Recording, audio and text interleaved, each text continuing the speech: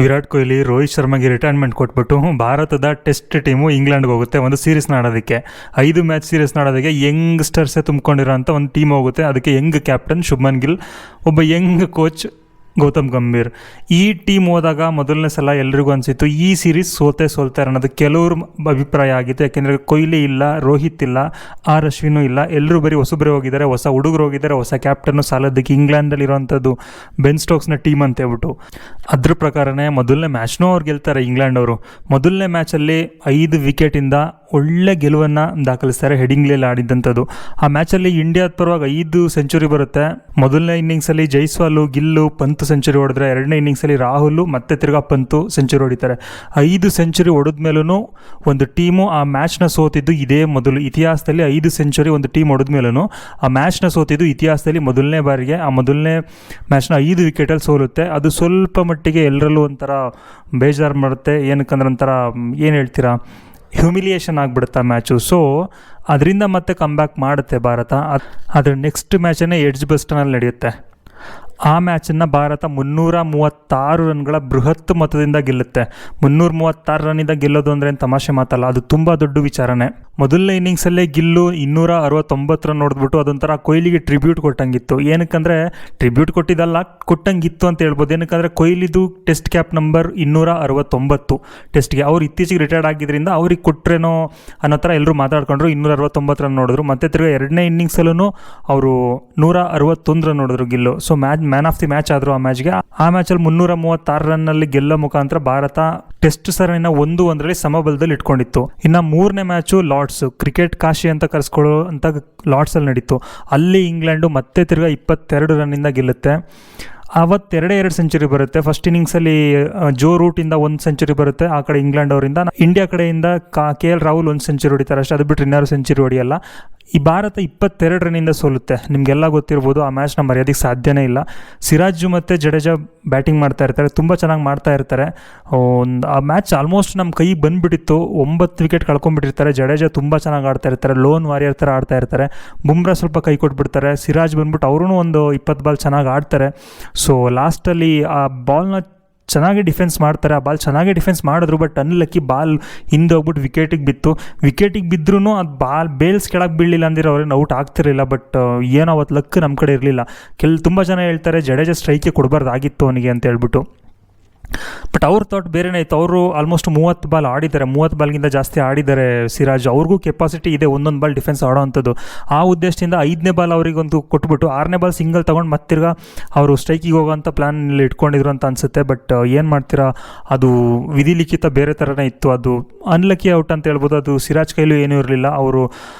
ಅವರು ಏನು ಮಾಡಿದ್ದು, ಇಂಗ್ಲೆಂಡ್ ಅವರು ಚೆನ್ನಾಗಿ ಬೌಲಿಂಗ್ ಮಾಡಿದ್ರು ಅಂತೇನು ಹೇಳೋಂಗಿಲ್ಲ. ಅದು ಮಿಸ್ ಆಗೋಗಿ ಬಿದ್ದಿದ್ದು ಅದೊಂದು ಮ್ಯಾಚ್ ಯಾರೂ ಮರ್ಯಾದಕ್ಕಾಗಲ್ಲ. ಅಲ್ಲಿ ಮತ್ತೆ ತಿರ್ಗಾ ಸೋಲೋ ಮುಖಾಂತರ ಭಾರತ ಸರಣಿಯಲ್ಲಿ 2-1 ಅಂತರದಲ್ಲಿ ಹಿಂದುಳಿಬೇಕಾಗುತ್ತೆ. ಮತ್ತೆ ತಿರ್ಗಾ 4ನೇ ಟೆಸ್ಟ್ ಮ್ಯಾಚು ಮ್ಯಾಂಚೆಸ್ಟರಲ್ಲಿ ನಡೆಯುತ್ತೆ. ಮ್ಯಾಂಚೆಸ್ಟರಲ್ಲಿ ಇಂಗ್ಲೆಂಡ್ ಆಲ್ಮೋಸ್ಟ್ ಗೆದ್ದುಬಿಟ್ಟಿರ್ತಾರೆ. ಇನ್ನೇನು ಇವತ್ತು ಗೆದ್ದರು, ಸೀರೀಸ್ನ ಸೀಲ್ ಮಾಡ್ಕೊಂಬಿಟ್ರು ಇಂಗ್ಲೆಂಡ್ ಅವರು. ಇನ್ನೇನು ಹೊಡೆದ್ಬಿಟ್ರು ಅನ್ನೋ ಹಂತದಲ್ಲಿರಬೇಕಾದ್ರೆ ಲಾಸ್ಟಲ್ಲಿ ಬಂದಂತಹ ಗಿಲ್ಲು, ವಾಷಿಂಗ್ಟನ್ ಸುಂದರ್ ಮತ್ತು ರವೀಂದ್ರ ಜಡೇಜಾ 3 ಜನ ಡಿಫೆನ್ಸ್ ಆಡಿ 3 ಜನ ಸೆಂಚುರಿ ಹೊಡಿತಾರೆ. ಸೋಲ್ಬೇಕಾಗಿದ್ದ ಮ್ಯಾಚ್ನ ಡ್ರಾ ಮಾಡ್ಕೊತಾರೆ. ಅವತ್ತೇ ಹ್ಯಾರಿ ಬ್ರೂಕ್ ಆಗ್ಬೋದು, ಬೆನ್ ಸ್ಟೋಕ್ಸ್ ಆಗ್ಬೋದು, ವಾಷಿಂಗ್ಟನ್ ಸುಂದರ್ಗೆ ಮತ್ತು ರವೀಂದ್ರ ಜಡೇಜಾಗೆ ಹ್ಯಾಂಡ್ ಶೇಕ್ ಮಾಡ್ಬಿಟ್ಟು ಹೋಗ್ಬಿಡಿ ಅಂತ ಕಳಿಸ್ತಾಯಿದ್ರು 80 ರನ್ ಹೊಡೆದಿರುವಾಗ. ಅವರಿಬ್ಬರು ಸೆಂಚುರಿ ಹೊಡೆಯೋದು ಇಂಗ್ಲೆಂಡ್ ಅವ್ರಿಗೆ ಇಷ್ಟ ಇಲ್ಲ. ಇಂಗ್ಲೆಂಡ್ ಅವ್ರು ಎಷ್ಟು ಟಾಕ್ಸಿಕ್ ಅಂತ ಹೇಳ್ಬಿಟ್ಟು ಇದರಲ್ಲೇ ಗೊತ್ತಾಗುತ್ತೆ. ಅವರು ಸಹಿಸ್ಕೊಳ್ಳಲ್ಲ ಇಂಡಿಯನ್ಸ್ ಗೆಲ್ಲೋದನ್ನು, ಅಥವಾ ಇಂಡಿಯನ್ಸು ಸಕ್ಸಸ್ ಆಗೋದನ್ನು ಸಹಿಸ್ಕೊಳ್ಳಲ್ಲ ಅವರು.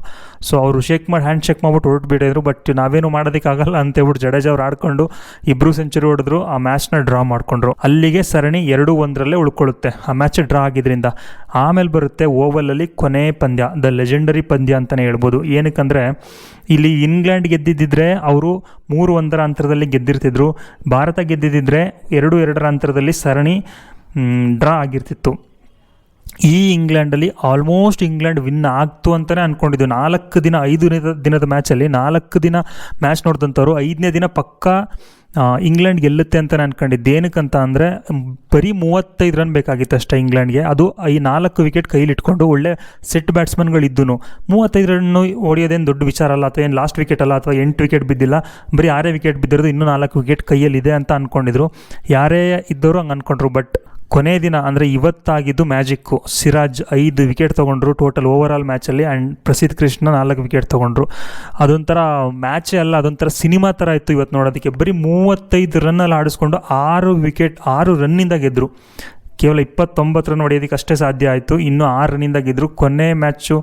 ಕೊನೆ ಬಾಲಲ್ಲಿ ವಿಕೆಟ್ ಬಿದ್ದ ತಕ್ಷಣ ಫುಲ್ಲು ಎಲ್ಲ ಚೆಲ್ಲಾಪಿಲ್ಲಿ ಆಗೋಯ್ತಲ್ಲಿ. ಇಲ್ಲಿ ಮಿಯಾ ಮ್ಯಾಜಿಕ್ ತುಂಬ ಚೆನ್ನಾಗಿ ವರ್ಕ್ ಆಯಿತು ಅಂತ ಹೇಳ್ಬೋದು. ಕೊನೆ ಪಂದ್ಯದಲ್ಲಿ 5 ವಿಕೆಟ್ ತೊಗೊಂಡ್ರು ಓಲ್ ಮ್ಯಾಚಲ್ಲಿ, ಮತ್ತು ಪ್ರಸಿದ್ಧ ಕೃಷ್ಣನೂ ಚೆನ್ನಾಗಿ ಮಾಡಿದ್ರು ನಮ್ಮ ಹುಡುಗ, ಅವರು 4 ವಿಕೆಟ್ನ ತೊಗೊಂಡ್ರು. ಸೊ ಫೈನಲಿ ಕೊನೆ ದಿನ ನಡೆದಿದ್ದಂತೂ ಅಬ್ಸಲ್ಯೂಟ್ ಸಿನಿಮಾ ಅಂತಲೇ ಹೇಳ್ಬೋದು. ಇಂಗ್ಲೆಂಡ್ ಅವರು ಇದನ್ನು ಎಕ್ಸ್ಪೆಕ್ಟ್ ಮಾಡಿರಲಿಲ್ಲ, ಅವ್ರಿಗೆ ಸೀರೀಸ್ ವಿನ್ ಆಗಬೇಕಾಗಿತ್ತು. ಕೊನೆಗೂ ಇವತ್ತು ಒಂದು ಒಳ್ಳೆ ಟೆಸ್ಟ್ ಮ್ಯಾಚ್ ನೋಡೋದಕ್ಕೆ ಸಿಕ್ತು. ತುಂಬ ಖುಷಿ ಆಯಿತು ಆಡಿದ್ದು ನೋಡ್ಬಿಟ್ಟು. ಅದು ಸೋಲ್ತಾ ಇರೋ ಮ್ಯಾಚ್ ಈ ಥರ ಕಮ್ಬ್ಯಾಕ್ ಮಾಡೋವಂಥದ್ದು ತುಂಬ ಖುಷಿ ಆಗುತ್ತೆ. ಸಿರಾಜ್ಗೆ ಹ್ಯಾಟ್ಸ್ ಆಫ್, ಅವ್ರ ಕಮಿಟ್ಮೆಂಟ್ಗೆ, ಅವ್ರ ಗೇಮ್ಗೆ, ತಂಡಕ್ಕೋಸ್ಕರ ಏನು ಬೇಕಾದರೂ ಮಾಡ್ತೀನಿ, ಎಷ್ಟಾದರೂ ಟ್ರೈ ಮಾಡ್ತೀನಿ ಅನ್ನೋ ಒಂದು ಕಮಿಟ್ಮೆಂಟ್ಗೆ ಹ್ಯಾಟ್ಸ್ ಆಫ್. ಅಷ್ಟು ಚೆನ್ನಾಗಿತ್ತು ಅವ್ರ ಬೌಲಿಂಗ್ ಇವತ್ತು. ಅವತ್ತೊಂದು ದಿನ ಸಿರಾಜ್ ಮತ್ತು ಜಡೇಜಾ ಆಡಬೇಕಾದ್ರೆ ಅವತ್ತೊಂದು ದಿನ ವಿಕೆಟ್ ಬಿದ್ದಿಲ್ಲ ಅಂದಿದ್ದರೆ ಇನ್ನು 22 ರನ್ ಜಡೇಜಾ ಹೊಡೆದ್ಬಿಟ್ಟಿರ್ತಿದ್ರೇನೋ, ಅದು ಅನ್ಲಕ್ಕಿ ಆಗೋಯ್ತು. ಅವತ್ತೇನಾದರೂ ಒಂದು ಮ್ಯಾಚ್ ಗೆದ್ದುಬಿಟ್ಟಿದ್ರೆ ಸೀರೀಸೇ ಗೆದ್ದುಬಿಡ್ತಿದ್ವಿ, 3-1 ಅಂತರದಲ್ಲಿ ಗೆದ್ದುಬಿಟ್ಟಿರ್ತಿದ್ವಿ ಸೀರೀಸು. ಬಟ್ ಅವತ್ತೇನೋ ಅನ್ಲಕ್ಕಿ ಮಿಸ್ ಆಗೋಯ್ತು. ಅವತ್ತು ಸಿರಾಜ್ ಒಬ್ರದ್ದು ಔಟ್ ಆಗಿಲ್ಲ ಅಂದಿದ್ರೆ ಇಷ್ಟೊತ್ತಿಗೆ 3-1ರಲ್ಲಿ ನಾವು ವಿನ್ನರ್ಸ್ ಆಗಿರ್ತಿದ್ವಿ. ಇಂಗ್ಲೆಂಡಲ್ಲಿ ಅವ್ರ ಮನೆಗೆ ಹೋಗ್ಬಿಟ್ಟು ಸೀರೀಸ್ ಗೆಲ್ಲೋದು ಅಂದರೆ ತಮಾಷೆ ವಿಷಯನೇ ಅಲ್ಲ. ಏಷ್ಯನ್ ಟೀಮ್ಸ್ ಹೋಗಿ ವಿನ್ ಆಗೋದು ಅಂದರೆ ಎಲ್ಲ ಏಷ್ಯಾ ಟೀಮ್ಸ್ಗೂ ಅದೊಂದು ಕನಸಾಗಿರುತ್ತೆ. ಸೊ ನಮಗೆ ಮಾತ್ರ ಅಲ್ಲ, ಆಸ್ಟ್ರೇಲಿಯನ್ಸ್ಗೂ ಅದೊಂಥರ ಕನಸೇ ಇಂಗ್ಲೆಂಡ್ಗೆ ಹೋಗ್ಬಿಟ್ಟು ಅವ್ರ ಮನೇಲಿ ಹೋಗಿ ಸೀರೀಸ್ ಗೆಲ್ಲೋದು. ಬಟ್ ಬ್ಯಾಡ್ ಲಕ್, ಅವತ್ತು ಗೆಲ್ಲಕ್ಕಾಗಲಿಲ್ಲ. ಸೊ ಪರವಾಗಿಲ್ಲ, ಇವತ್ತಿನ ಮ್ಯಾಚ್ ತುಂಬ ಖುಷಿ ಆಯಿತು. ಸಮಬಲ ಆಗಿದೆ, ಡ್ರಾ ಆಗಿದೆ. Hope for the best, next series ಚೆನ್ನಾಗಾಗಲಿ. ವೆಸ್ಟ್ ಇಂಡೀಸ್ ಅವ್ರು ಇಂಡಿಯಾಗೆ ಬರ್ತಾ ಇದ್ದಾರೆ, ಆ ಸೀರೀಸ್ ಹೇಗಾಗುತ್ತೆ ಅಂತ ನೋಡೋಣ. ಇದಿಷ್ಟು ಒಂದು ಮ್ಯಾಚ್ ಸಮ್ಮರಿ. ಸೊ ಕ್ರಿಕೆಟಿಂಗ್ ಅಪ್ಡೇಟ್ಸ್ಗೋಸ್ಕರ ಚಾನಲ್ ಸಬ್ಸ್ಕ್ರೈಬ್ ಮಾಡ್ಕೊಳ್ಳಿ. ಬೈ.